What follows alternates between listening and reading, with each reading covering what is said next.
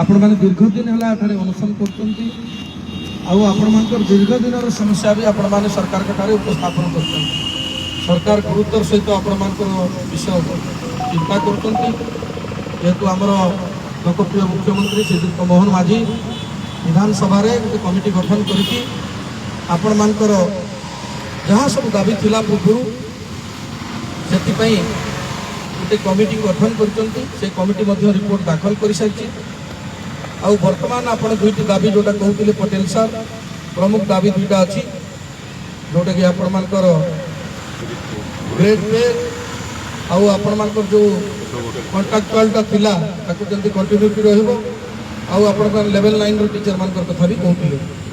तो तेणु आपण मैंने व्यस्त हूँ ना आम सरकार जेहेतु लोककर सरकार शिक्षक मानकर विशेषकर शिक्षा व्यवस्था को गुरुत्वर सहित नेउचंती एवं आम जेहेतु डबल इंजिन सरकार रे अच्छु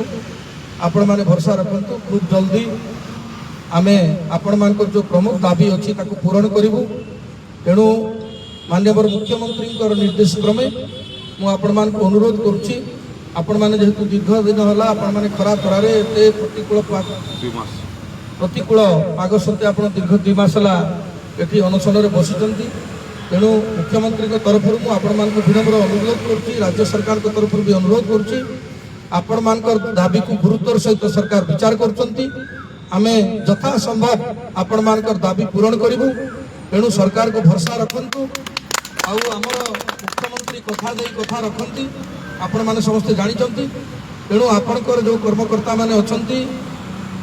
जो आवाहक अच्छा विशेषकर पटेल भाई आपण मानकर संघर समस्त कर्मकर्ता सभापति को आरंभ करके जो मैंने अच्छा जो शिक्षक शिक्षयित्री मैंने आज दीर्घ दिन है अनशन बसी समस्त को मुझे अनुरोध करुच्ची आपण मैंने यही धारणा उठंतु एवं सरकार देइथिबा कथा आपण मानकर जो दीर्घ दिन जो दुईटी समस्या आवे अच्छी ये दुईटी समस्या उपर गुरुत्वर सहित विचार करके खूब जल्दी पदक्षेप नापी मुझे आपण मान प्रतिश्रुति दूसरी। नमस्कार। सरोज भाई की जिंदाबाद, सरोज भाई जिंदाबाद, सरोज भाई जिंदाबाद। दीर्घ दिन है पढ़ी आमको लज्जा लगुच तेणु आपण मैंने कम दिन भितर स्कूल खोल आपने स्कूल योगदान करूँ आपर प्रतिनिधि दल आम आपण करूँ डकबू बहुत जल्दी आपण मैंने आसिक राज्य सरकार संगे आलोचना कलापर आम बहुत जल्दी जिते जल्दी सर्ट पीरियड भितर करूँ जेहेतु कमिटी रिपोर्ट दाखल कर सारी कमिटर रिपोर्टा को अनुधान कलापर सरकार ताको विधानसभा उपस्थापन करेंगे और आपण मान यथा संभव आम आपण मान दाबी को पूरण कर ठीक अच्छे आम सम्मानीय श्रीयुक्त स्वरूप प्रधान महोदय आम चीफ हुईप गवर्नमेंट आज आसिक आम गहन सरकार जोटा माने मेसेज से आम मानक जनइले एवं खूब शीघ्र दाबीटी को पूरण करने से कहले तो ये आम अनुरोध करने चाहिए सम्मानीय प्रधान सार को जे आम एवं जो माने आमर जोटा डिमांड थिला ये ये आसिक घोषणा करदे बोलिकी आम डिमांड रखी तो आम गोटे ये प्रधान सार को अनुरोध करने चाहिए ये पाखापाखि आमर ये जून मास भितर गोटे सम्मानीय मुख्यमंत्री आमर जो माने 50-60 हजार शिक्षक ये आम आसबू एवं से दिन आमर सम्मानीय प्रधान सार एवं सम्मानीय मुख्यमंत्री सम्मानीय शिक्षा मंत्री आमर समस्त को से डिमांडा को क्लीयर करी घोषणा करदेवी राजरास्तार यहीटा आम अनुरोध करुचु से महासंघ को गोटे ये 8-10 दिन भितर गोटे लेटर टे जारी करदे सार चेष्टा करेंगे किंतु सम्मानीय मुख्यमंत्री एबसेंट थिबारु सेटा समस्या माने जिनिसटा हेथिबो तेणु करिकरी तांकु आमर 1.5 लाख शिक्षक परिवार तरफ विनम्र अनुरोध करुचे जे से आमको गोटे महासंघ को गोटे लेटर जारी करदे और डेट देदेले आम समस्ते स्कूल खोलला आसिक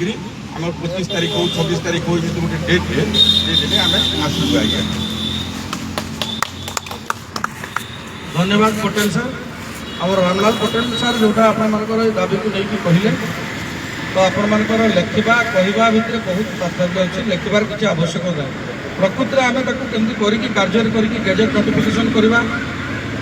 आउ लेखिकी आपण मिथ्या प्रतिश्रुति देखिए उठेबार आम उद्देश्य ना तेणु आपण सरकार को भरोसा रखु आम चिंता करूँ चलित अधिवेशन पूर्व आपण मानकर जहाँ आम